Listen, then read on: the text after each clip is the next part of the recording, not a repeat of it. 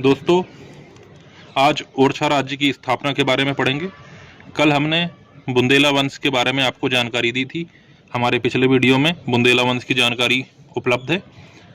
आज हम देखते हैं ओरछा राज्य की स्थापना।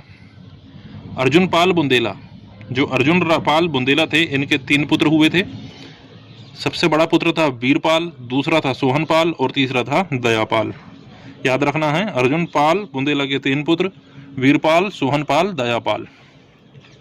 इसमें अर्जुन पाल ने अपने जो बड़े बेटे वीरपाल को मऊ माहोनी क्षेत्र का शासक बनाया था। चूंकि वो उनके ज्येष्ठ पुत्र थे, कौन? वीरपाल, इसलिए वीरपाल को अर्जुन देव द्वारा मऊ माहोनी क्षेत्र का शासक बनाया गया।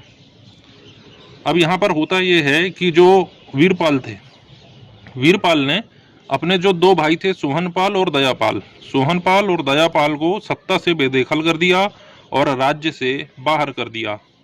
इससे सोहनपाल और दयापाल अपने बड़े भाई वीरपाल से नाराज हो गए और उन्होंने गढ़ कुठार, जो सोहनपाल थे, उनने गढ़ कुंडार के खंगार शासक हुरमत सिंह से वीरपाल के विरुद्ध सहायता मांगी। उन्होंने वीरपाल को हराने के लिए गढ़ कुंठार के खंगार शासक हुरमत सिंह से वीरपाल के विरुद्ध सोहनपाल ने सहायता मांगी।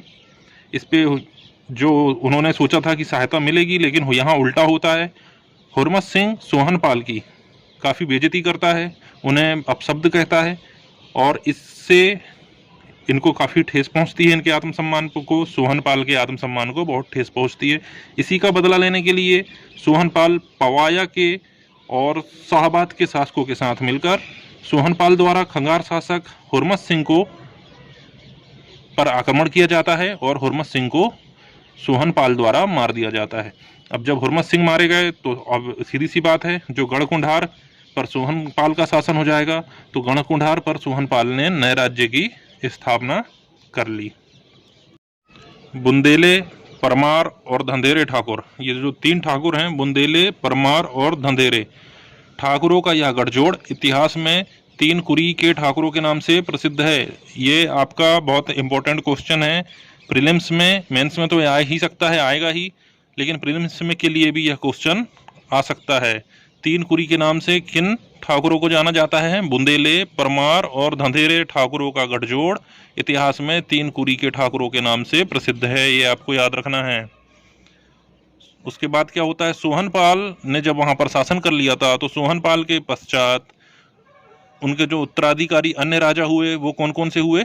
सहजेंद्र, नानकदेव, पृथ्वीराज, रामचंद्र, मेदिनीमल, अर्जुनदास और मलखान सिंह सोहनपाल के उत्तराधिकारी हुए। मतलब सोहनपाल के बाद के शासक सहजेंद्र, नानकदेव, पृथ्वीराज, रामचंद्र, मेदिनीमल, अर्जुनदेव और मलखान सिंह हुए। इन सभी शासकों की राजधानी गढ़ कुंडार रही। ये बहुत इंपॉर्टेंट क्वेश्चन है। ओरछा राज्य में जो ये सब शासक हुए, इनकी राजधानी क्या रही? गढ़ कुंडार रही। और भारती चंद्र के समय में राजधानी ओरछा स्थानांतरित की गई।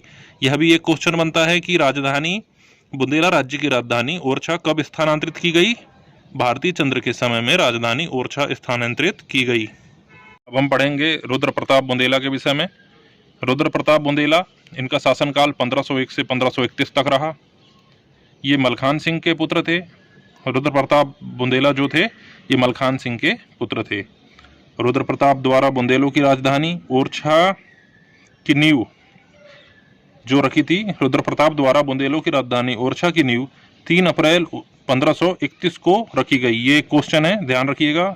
ये बहुत प्रीलिम्स के लिए और मेंस के लिए तो है ही, प्रीलिम्स के लिए भी एक अच्छा क्वेश्चन निकल के आता है। रुद्र प्रताप द्वारा बुंदेलों की राजधानी ओरछा की नींव 3 अप्रैल 1531 को रखी गई थी। ओरछा जो था वो कहाँ था? बेतवा नदी के तट पर स्थित था। वर्तमान में भी बेतवा नदी के तट पर स्थित है। इसे ही इतिहास में ओरछा राजवंश कहा जाता है। रुद्र प्रताप ने राज्य विस्तार करते हुए कालिंजर से कालपी तक का क्षेत्र विजित किया। ये आपको याद रखना है। रुद्र प्रताप ने राज्य विस्तार करते हुए कालिंजर से कालपी तक का क्षेत्र विजित किया। इन्होंने ये पूरा कालिंजर से कालपी तक का क्षेत्र जीत लिया। इनका शासनकाल तत्कालीन लोधी वंश के पतन का काल था एवं मुगल वंश के उद्भव का काल था। जिस समय रुद्र प्रताप शासन कर रहे थे, उस समय लोधी वंश का पतन हो रहा था और मुगल वंश का उद्भव हो रहा था। अब हम पढ़ेंगे भारती चंद्र के विषय में। भारती चंद्र, इनका शासनकाल 1554 से 1592 ईस्वी तक रहा। ये याद रखना है, भारती चंद्र का शासनकाल 1554 से 1592 ईस्वी तक था। रुद्र प्रताप के पश्चात भारती चंद्र ओरछा का शासक बना। भारती चंद्र द्वारा ही ओरछा को बुंदेलखंड की पूर्ण रूपेण राजधानी बनने का गौरव प्राप्त हुआ। ये आपको याद रखना है। पूर्ण रूप से जो ओरछा की राजधानी, बुंदेलखंड की राजधानी ओरछा बनी, उसका श्रेय भारती चंद्र को ही जाता है। भारती चंद्र द्वारा ओरछा का दुर्ग, परकोटा, राजमंदिर, रानी महल एवं शहर पनाह का निर्माण कराया गया था। ये प्रीलिम्स के लिए बहुत इंपॉर्टेंट क्वेश्चन है। परकोटा, ओरछा का दुर्ग, राजमंदिर, रानी महल एवं शहर पनाह का निर्माण भारती चंद्र द्वारा कराया गया। हुमायूं एवं शेर शाह के बीच युद्ध और संघर्ष का फायदा उठाकर उस समय क्या था, जब भारती चंद्र शासन कर रहे थे उस समय हुमायूं और शेर शाह के बीच घमासान युद्ध चल रहा था, संघर्ष चल रहा था। इसका फायदा किसको मिला? भारती चंद्र को मिला। और इन्होंने इसका फायदा उठाकर बुंदेलखंड का समस्त जो भूभाग था उस पर अपना आधिपत्य जमा लिया। शेर शाह सूरी का उत्तराधिकारी इस्लाम शाह, आपको याद होगा, शायद प्रीलिम्स, मध्य प्रदेश प्रीलिम्स में ये पूछा जा चुका है 1-2 साल पहले की परीक्षा में। शेर शाह सूरी का उत्तराधिकारी इस्लाम शाह हुआ। इस्लाम शाह सूर, इन्होंने जतारा जो टीकमगढ़ पर स्थित है, जतारा पर आक्रमण किया और उसे जतारा को जीत करके जतारा का नाम परिवर्तित कर दिया और जतारा का नाम इस्लामाबाद कर दिया। जतारा का नाम इस्लामाबाद कर दिया। भारती चंद्र ने पुनः जतारा पर अधिकार किया। क्या हुआ? इस्लाम शाह शेर शाह के उत्तराधिकारी ने जतारा पर आक्रमण किया और फिर पुनः भारती चंद्र ने जतारा पर अधिकार कर लिया और वापस इस्लामाबाद से नाम बदल करके फिर से इसका नाम जतारा कर दिया। 1554 में टीकमगढ़ के निकट भारती चंद्र की मृत्यु हो गई। ये आपको याद रखना है, 1554 में टीकमगढ़ के निकट भारती चंद्र की मृत्यु हुई थी। दोस्तों, ये हमारा जो YouTube चैनल है, ये हमने उन छात्रों के लिए बनाया है जिनका सपना होता है कि वो मध्य प्रदेश लोक सेवा आयोग की परीक्षा को क्रैक करें और अच्छे से अच्छा पद हासिल करें, लेकिन आर्थिक कारणों के कारण वो ऐसा नहीं कर पाते हैं। बड़े बड़े शहरों में वो जाकर पढ़ाई नहीं कर पाते, महंगी महंगी कोचिंगों तक उनकी पहुंच नहीं होती है और जो नोट्स भी हैं वो बहुत महंगे होते हैं, जो आसानी से उनके लिए उपलब्ध नहीं होते हैं। तो ऐसे छात्र हमारे चैनल पर बिल्कुल निःशुल्क अध्ययन कर सकते हैं, इसका कोई चार्ज नहीं है।